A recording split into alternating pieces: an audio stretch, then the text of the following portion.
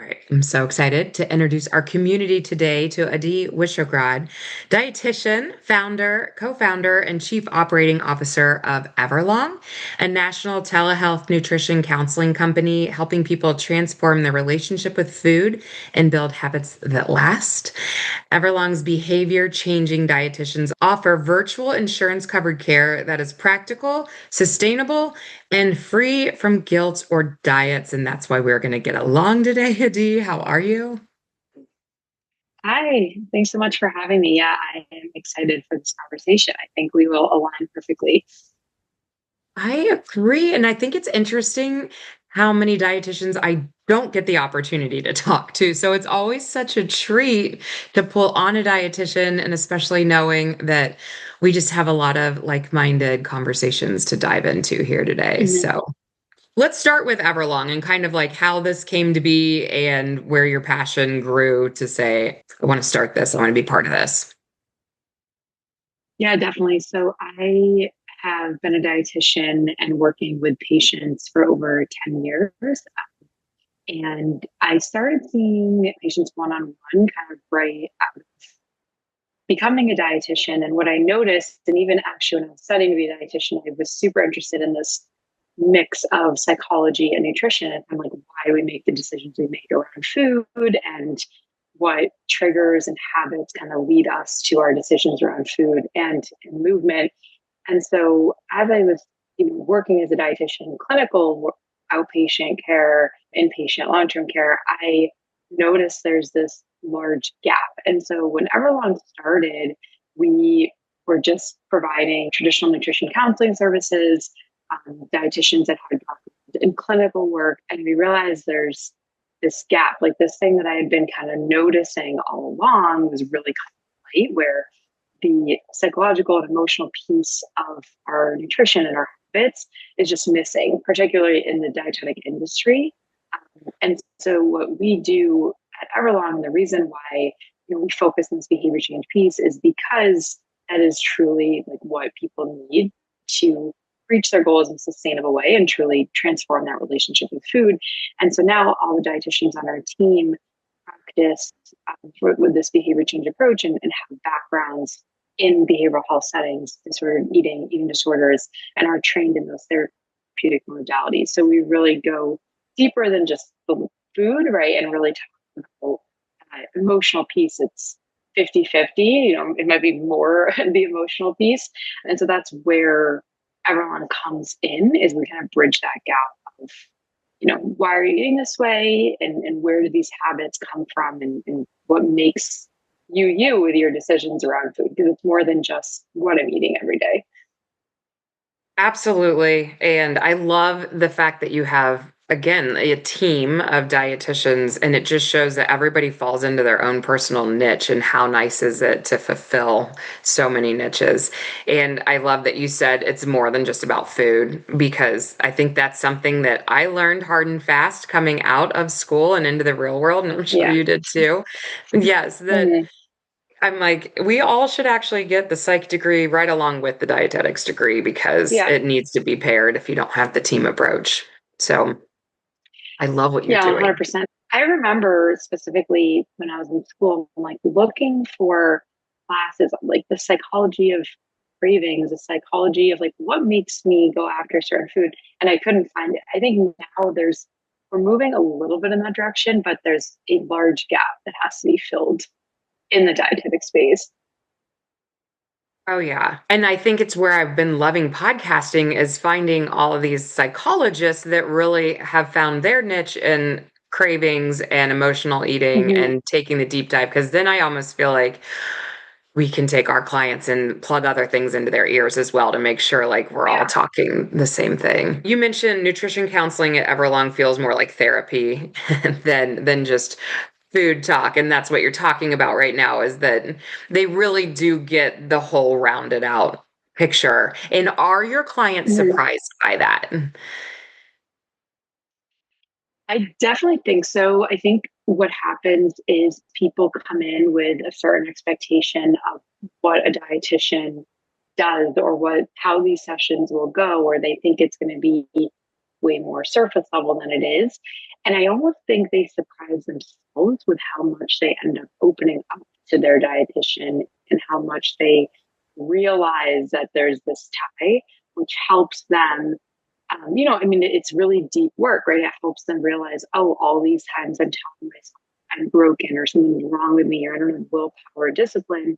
That's not really the case. So I think they're surprised by the level that, the relationship they make with their dietitian, but I also think they surprise themselves with how much they're willing to see that side of it and finally shed light into these other pieces that aren't just, okay, I make poor decisions around food because like a lot of the time people tell themselves that.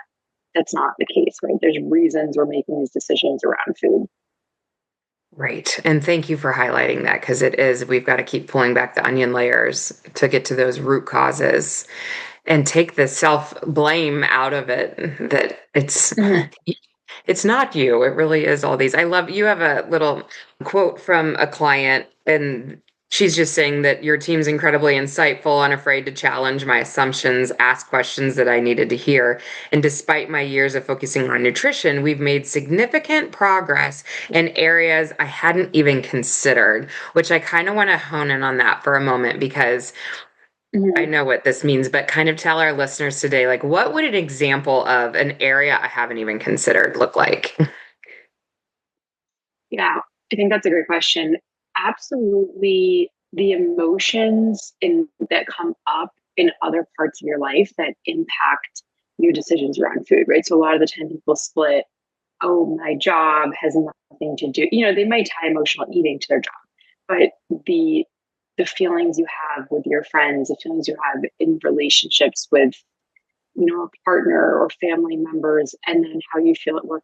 All of these things are tied to how you feel about yourself and ultimately the decisions you make around food and how you show up for yourself. And so that stems from things that maybe happened when you were a child, right? There's trauma, there's things that are linked to these decisions that you make. And so we have people, kind of like the example you read, right? They'll come back and they'll say, I finally was, confident enough to ask for the promotion. I finally got into or out of this relationship. I am a better mom, I'm a better dad.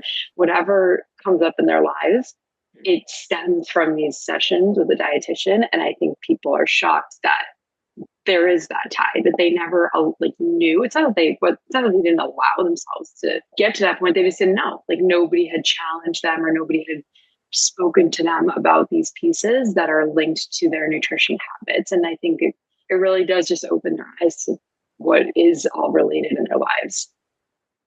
I 100% agree. And I think it's also the beautiful thing about having that type of coaching, counseling session that the open Mhm. questions get to happen when done correctly, Right. that lets the client go, oh my gosh, I've never thought of it that way. Mhm. Interesting. Yeah, so good job. Again, I feel like I would love to be a fly on the wall and hand clients your direction because I know it sounds like they would just be given exactly the support that's needed and not just handed the meal plan or not just handed the Right. plan, which is huge. And I want to hear your answer to this because I think it'll be good. The problem with just eat healthy and how we can do better than that. Where does your brain go with that when you hear people say that? I just need to eat healthier, I just need to do better. I think to be, I'd say blunt, but it doesn't work. And it doesn't work. It doesn't work because of the person. I think it's just, we've tried that for years of eat this, not that. Here's a plan. Oh, this plan, this diet might not work for you. So here's another diet. It's a diet isn't going to work. A specific plan isn't going to work. The plan that you end up creating for yourself has takes into account everything in your life, right? Your family, your schedule, like your background, your emotions. And so saying just eat healthy, right, as providers, that's not working and it doesn't help the patient. It doesn't actually provide the tools and the skills and the confidence and the emotion building that somebody needs to truly make long-term sustainable change.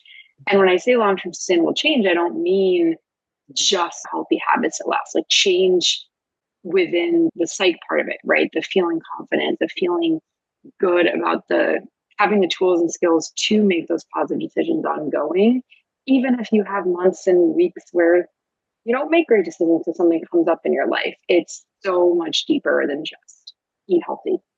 It just doesn't work. And so I think once people start and see that, they're like, oh, okay, now I know what they mean when they say I don't give a meal plan. We're like, why would you? That wouldn't actually help you. That would be a shame on us and we wouldn't be doing our job properly. Mhm. Yeah, no, that's great. And I feel like what you're also ultimately saying, it goes back to this slow and steady wins the race. Like this all takes time. Mm-hmm.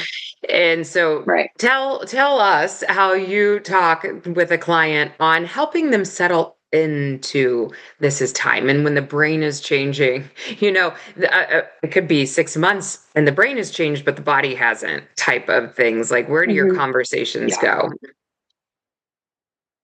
Yeah, absolutely. I think in a case like that, focusing on what has changed, right? There's obviously people come in and maybe their goal has to do with lab work or weight changes or relationship with food.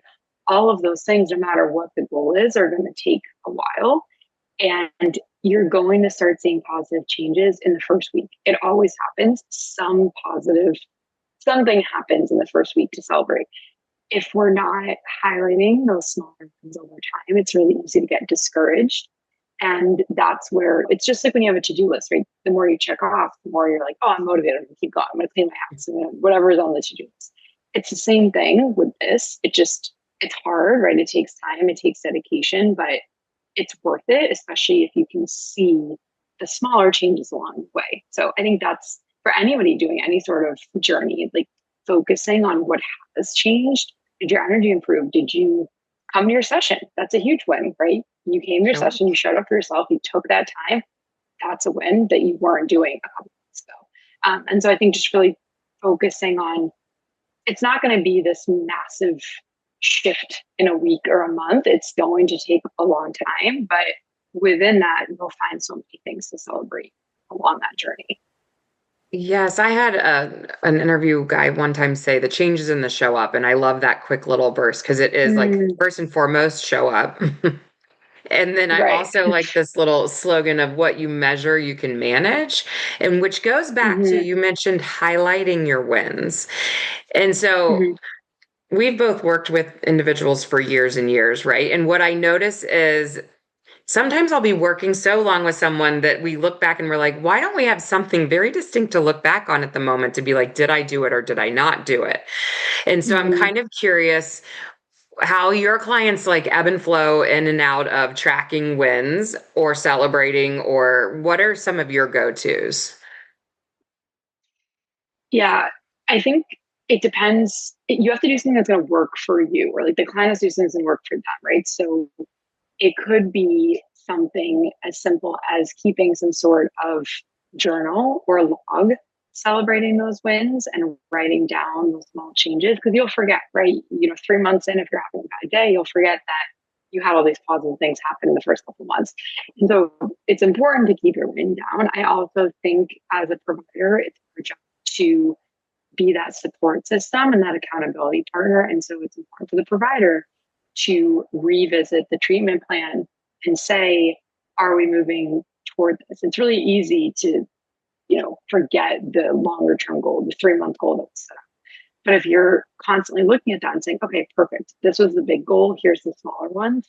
I know you've come this far and I'm going to share that with you. That can be really powerful. And that's where just showing up can make the difference because people don't always write down these wins in a journal or even their right? And so if you are having a week where you forget to write something down, that's where just showing up can make that difference. Because we absolutely have people that have been full. Like you get really motivated, you write things down, Mhm.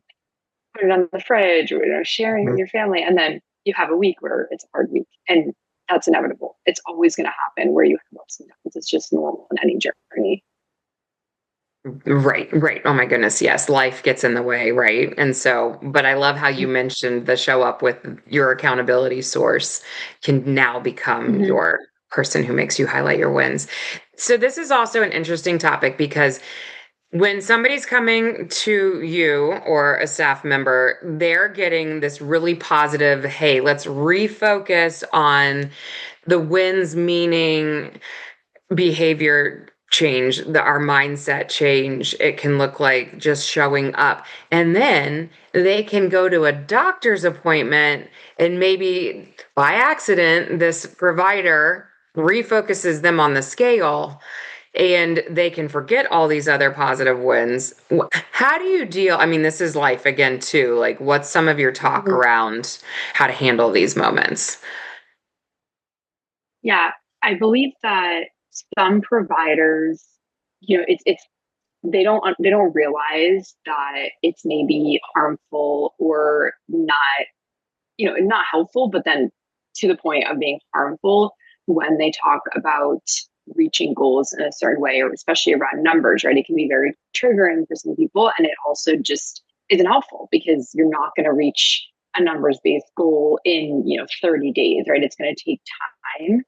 And so I think the best way to manage that is open communication between providers. We always, the patients that come in, where tell us about your support system from a provider standpoint. Like, who else are you working with? Do you have a therapist? Do you have a specialty doc, a specialist doctor? Do you have a primary care provider? And are they aligned? And so I think we have to provide the tools for them to say, okay, look, not all providers get this training. Not all providers are aligned. Dietitians don't even get this training.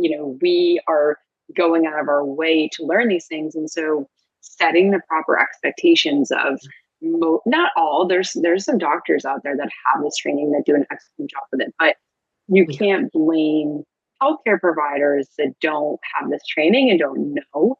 And so it's really our job to kind of say, you're going to hear one thing with our sessions, and you might hear something completely different with other providers. And that's okay. That's just, that's why we're here. So I think if they have this expectation that everybody's going to say the same thing, then they can just feel really discouraged, or just kind of be like, okay, well, I'm supposed to go to my doctor to get my labs checked because I'm working on these things with my dietitian, but now I don't trust my doctor. I have this kind of rock relationship. That absolutely happens. So it's just setting the tone, like, hey, when you're here, this is the conversation. When you're there, this might happen. And then we're going to work on tools to kind of reduce the way that you react, right? Or the way you feel when another provider is bringing that up, because we don't want that to impact the deep, hard work that you're doing with us here. Oh my goodness. Yes, because I feel like it can just take one 20-minute session with somebody else to you see the like ripple of, oh, we have sessions to get you back to where we just left off because Mhm. of a detrimental scale weigh-in or whatnot, which Right. I like how you were mentioning the giving individuals tools to buffer against these Mhm. moments because the moments will come. So we can't Right. buffer the moments, but how do we buffer the when it happens? How do we recover a little bit faster? Because sometimes, I don't know about you, but like it can take weeks to a month or more before somebody really recovers from something like that because it's this trusted other professional resource where they're going, why aren't they cheering me on? Why aren't they on Mhm. board yet? So, you Right. know, it's frustrating. I was going to say, why do you feel, and I love that you do this, but why do you feel like it's important to tell people that you take insurance? People don't know that nutrition counseling is a covered benefit. I think it's expanded a lot since COVID, and there's telehealth options, and nutrition counseling, I think, in the past has been something that was, considered a luxury, right? And considered, and of course it is with commercial insurance, but in terms of insurance didn't cover it to the extent that it does now. Over 95% of the people we work with that are using their insurance benefits aren't paying anything. They're not paying copay, they're not paying towards the deductible. It's $0 out of pocket for them. And so this is something that people still, like, they just don't realize that the benefits that they already pay for, they already get through their employer or privately, covers this service. And so the accessibility is great. It's never been this accessible to people to not only just, it's not 1 or 2 sessions. Usually there's no session limit. And so you're not starting this journey saying, okay, great, I'm going to cut off after a couple sessions. It's long term, you can get this care. And that is absolutely still something that's being, people are being educated on. Most health professionals, professionals that work in the fitness center, they don't even know this is the case. So it's not like this known thing that all the people that work in like this umbrella's industry know. It's still like slowly being rolled out and people are being educated on it. Thank you for talking on this today because I feel like there's listeners who just put themselves back in the game. They put themselves back in the, oh, Mm-hmm. maybe I don't have to just be the listener on the side. I could dive in and Yeah. utilize this. Yeah. And I didn't, when I started to, I was self pay. So the insurance piece with Everlong is, when I was a solo dietitian, I also did self pay. And I was learning too, like, oh, wow, this is something that, of course, I want to become a part of or dive into with the insurance because I didn't know either. I think a lot of dietitians don't even know, right? They go into private practice and they're like, oh, what's the coverage like? I never realized like how accessible this is. Right. Well, and so now we have accessibility with helping on payment and the virtual aspect, which you started to Mhm. mention. But I don't know about you. We both worked in hospital in prior years. The amount of no-shows because of somebody not being able, a car broke down, a kid got sick or whatnot. I feel like I rarely get a no-show or a cancellation. Do you feel the same way now that virtual is available? Absolutely. I think people are more, I'd say willing, but they're going to come even if they have that bad day or something happened. They're going to show up and say, look, mentally, I don't have a ton to give right now, but I'm here because I Mhm. can be, because I'm sitting on my couch and I like, I'm under a blanket with tea and I'm just having a Mhm. cozy session. Mhm. That's the key. It's the comfort of your home that makes the journey even more I think doable, and you can relate to your provider. You can pull up your pantry or your fridge and say, like, this is my space, this is my kitchen, right? That happens a lot where people, it's like bring us into their fridge. They'll like take the laptop and like, computer and like open up the fridge. And when we talk about food and decisions around food in your home. And so absolutely it's slower. And I think just in general, people are more comfortable joining. I think they're more willing to do it when they know they don't have to go to an office. Right. It takes away that lab coat, that white lab coat nervous feeling. Yeah. It really just makes it more social. And I love that you highlighted that we get pulled into their house, that you can see a cupboard. We don't Yeah. have to. Some people blur Yeah. their Yeah. background and it's absolutely fine, but I agree. I love when somebody shows up and they're on their couch under a blanket, like you said. And Mhm. what a great barrier breaker to really Right. continue with that, the changes in the show up. Just promise me you'll show up Mhm. and we'll get to where we need to go. So very cool. I love that answer. What am I not asking you that you would like to kind of pour over our community today?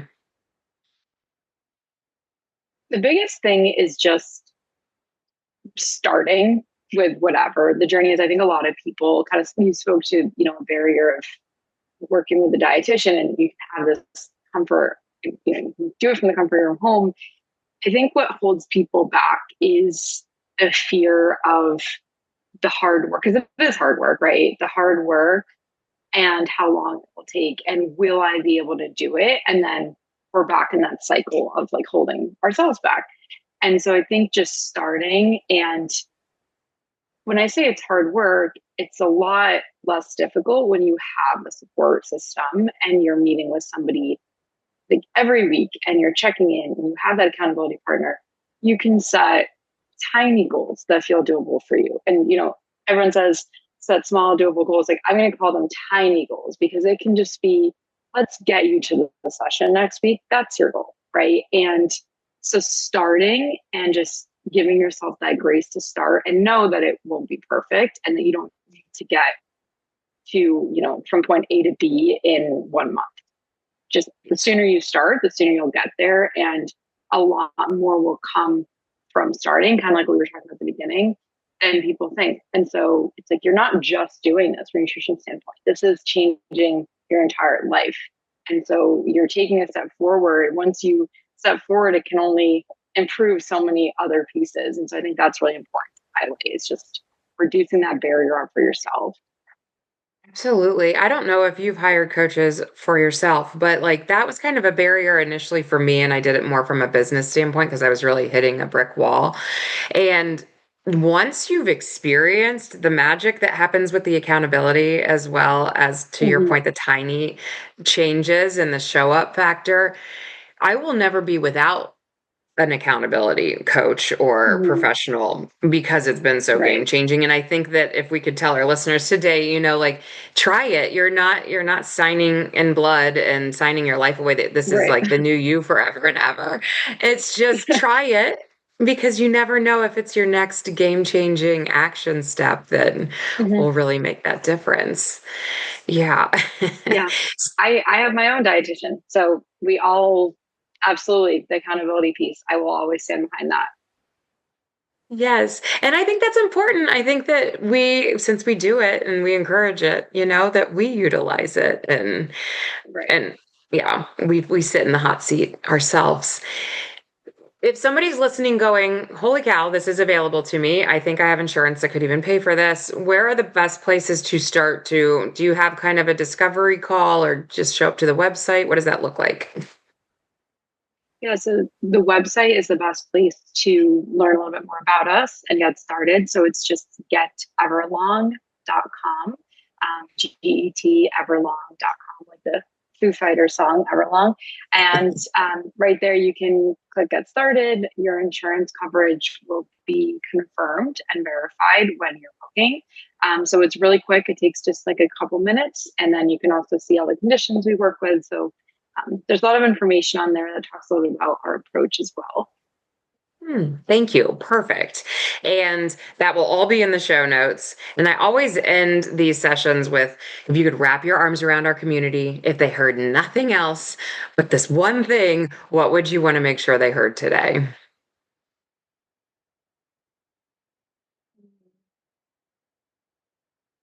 Definitely celebrating the small wins. I think we highlighted that, and I will always stand behind that. There's always something to celebrate, even on your quote worst week.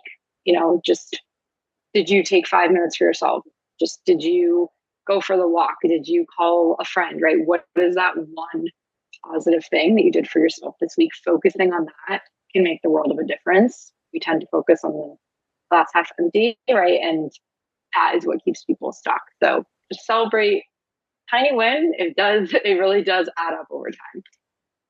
I could not agree more. You were wonderful, Adi. Thank you so much for joining us today. Yeah, thanks so much for having me.